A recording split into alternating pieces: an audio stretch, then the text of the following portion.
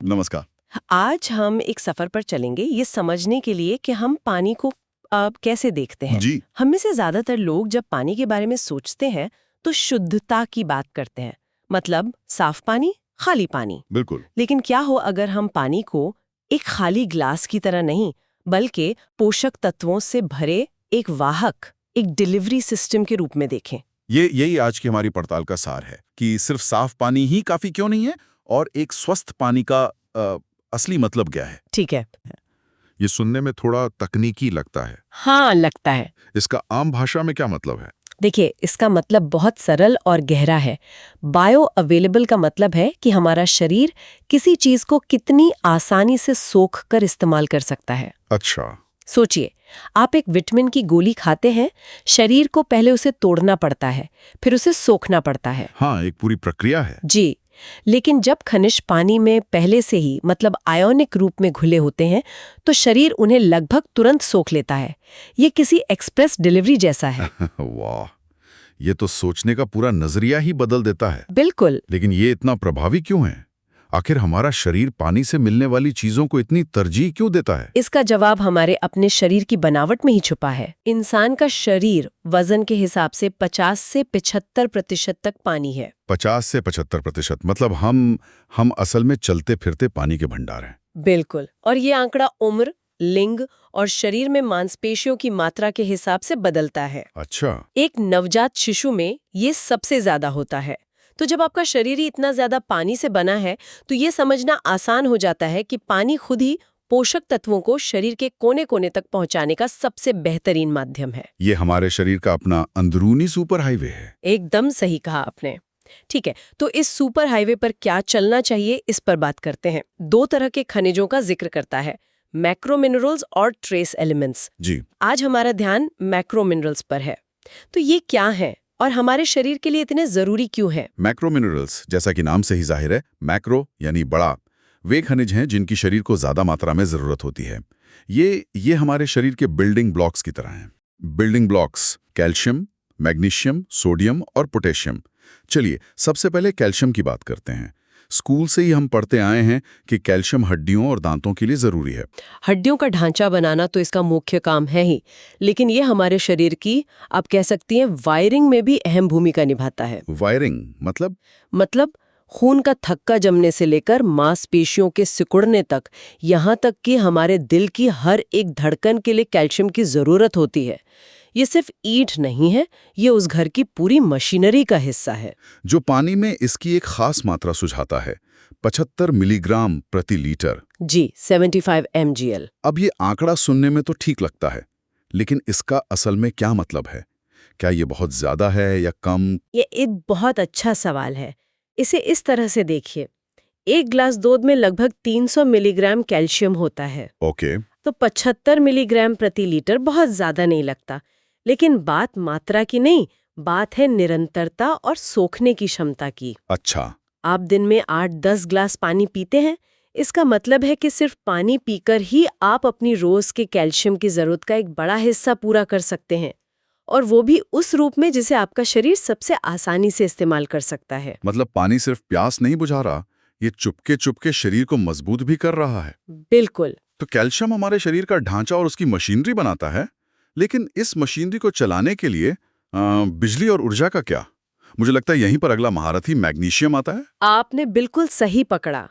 अगर कैल्शियम ईंटें हैं तो मैग्नीशियम उस घर में दौड़ने वाली बिजली है। वाह। कि यह शरीर में 300 से ज्यादा एंजाइमेटिक प्रतिक्रियाओं के लिए जिम्मेदार है। 300 से ज्यादा? जी, आसान शब्दों में कहे तो ये शरीर में होने वाली लगभग हर रासायनिक प्रक्रिया के लिए एक स्पार्क प्लग की तरह काम करता है।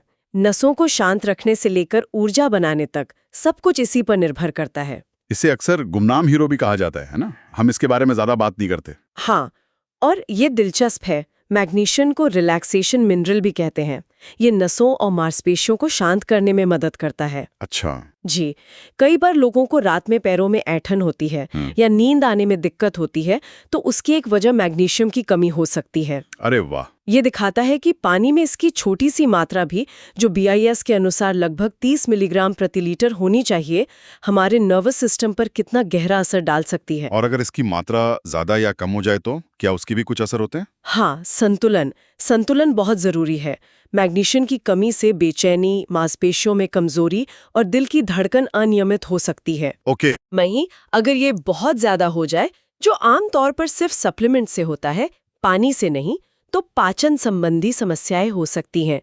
इसीलिए पानी में इसकी संतुलित मात्रा आदर्श मानी जाती है। ठीक है, तो हमने ढांचा बना लिया, उसमें बिजली भी लगा दी।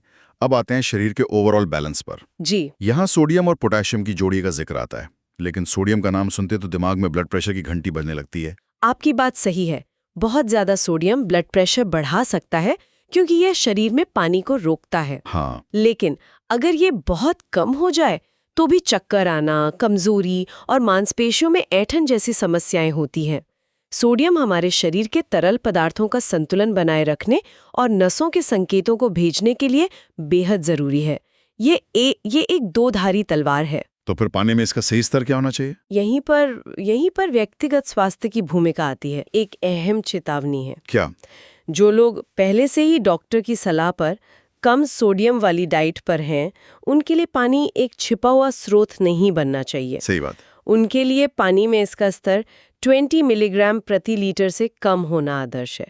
लेकिन एक आम स्वस्थ व्यक्ति के लिए पानी में इसकी थोड़ी मात्रा जरूरी है। और इसका साथी पोटेशियम, ये दोनों मिलकर कैसे काम करते हैं? सोडियम और पोटेशियम एक टीम की तरह काम करते हैं, एक दूसरे को संतुलित करते हुए। अच्छा। जहां सोडियम कोशिकाओं के बाहर तरल पदार्थ को नियंत्रित करता है, वहीं पोटेशियम कोशिकाओं के अंदर काम करता है। ये दिल की धड़कन को स्थिर रखने और ब्लड प्रेशर को नियंत्रित करने में मदद करता है। ओके। इसीलिए BIS पोटेशियम के लिए लगभग 31.1 मिलीग्राम प्रति लीटर की सलाह देता है। ये दोनों मिलकर शरीर के इलेक्ट्रिकल ग्रिड को स्थिर रखते हैं। ये सब सुनकर मुझे एक बात बहुत परेशान कर रही है। बताइए। मैं अपने घर में कई सालों से RO मतलब रिवर्स ऑस्मोसिस सिस्टम इस्तेमाल कर रहा हूँ। जी, बहुत लोग करते हैं। और हमें हमेशा यही बताया गया कि ये सबसे अच्छा है, क्योंकि ये पानी से सब कुछ, हर तरह की अशुद्धि निकाल देता है। हाँ। तो क्या इसका मतलब यह है कि मैं और मेरे जैसे करोड़ों लोग सालों से ऐसा डेड वाटर पी रहे हैं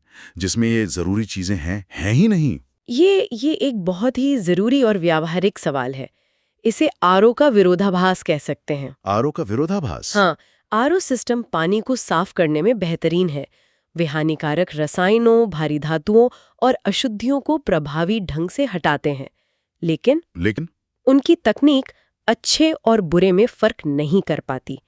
शुद्ध करने की इस प्रक्रिया में वे कैल्शियम और मैग्नीशियम जैसे जरूरी खनिजों को भी लगभग पूरी तरह से निकाल देते हैं। तो ये तो बहुत बड़ी दुविधा है। एक तरफ शुद्धता है तो दूसरी तरफ पोषण। बिल्कुल। और यहीं पर काशवी मिनरल ड्रॉप्स जैसे उत्पादों की भूमिका आती है। एकदम सही। ऐसे उत्पादों का उद्देश्य इसी कमी को पूरा करना है। विचार ये है कि आप RO से पानी को पहले शुद्ध करें, मतलब उसमें से सारी हानिकारक चीजें निकाल दें। हाँ। और फिर इन आवश्यक खनिजों को सही और संतुलित मात्रा में वापस मिला दें। अच्छा। इससे आपको दोनों दुनियाओं का फायदा मिलता है, शुद्धता भी और पोषण भी। पानी सिर्फ साफ नहीं, बल्कि जीवित और संपन्न बन जाता है।